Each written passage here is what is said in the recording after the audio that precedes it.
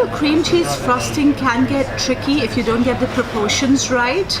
If you're using equal amounts of cheese and butter with double the quantity of sugar, it works perfectly well. Yes, things have to be refrigerated. If you're going to put it under direct sunlight, it is going to melt. In case you still can't handle something like this, add stabilizers. That's what they're for, especially in a region as hot as ours. I think stabilizers help, although they alter the taste a little bit, but I've never had issues using my cream cheese without stabilizers. It's fine.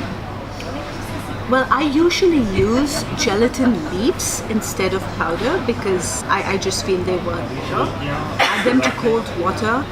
Make sure that the product you're adding it to is hot so that the gelatin melts. Keep whisking it so that lumps are not formed, and you should do well with it.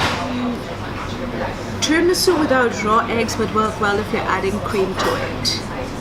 It won't give you the same exact taste, but it'll give you the texture, and the taste can be altered by the quality of coffee that you use, so you give a kick.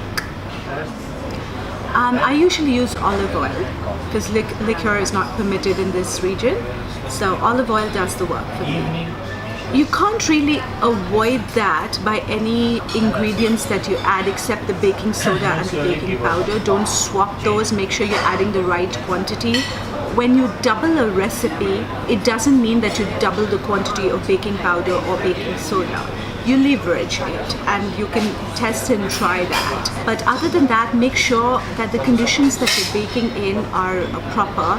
Make sure your cake is in the center of the oven. Make sure the temperature is right. If it's too hot or not too hot, it's not going to bake evenly. That's how you can avoid it from sinking in the middle. And always pat your cakes. Make sure that when you put the batter, you pat them on a surface so they level out. So yeast acts as a fermenting agent in bread, releases carbon dioxide, which causes your bread to fluff up and makes it airy and soft, right? To avoid, if you don't have it available or you want to avoid yeast, you could swap that with baking powder or baking soda. That would work. You weigh them. That's the trick. So you put your baking pan on digital weighing scale, and then say if it's 15 grams of batter, then you keep adding 15 grams of batter in each mold, and they should cook evenly and the same size. I prefer the Sweetest Affair buttercream actually because I've taken years to perfect this recipe.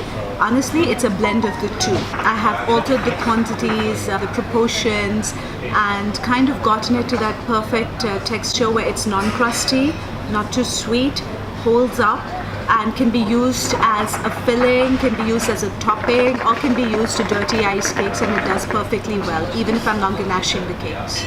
You got to put it in airtight containers. The minute your cake gets in contact with air for a long period of time, it dries out. If you notice, the portion that has been cut out is the one that starts drying first. So if you put it in an airtight container, it should last a couple of days at least. Again, you got to keep it wrapped in plastic at all times. Make sure there's no air contact, as little as possible, and it won't dry out.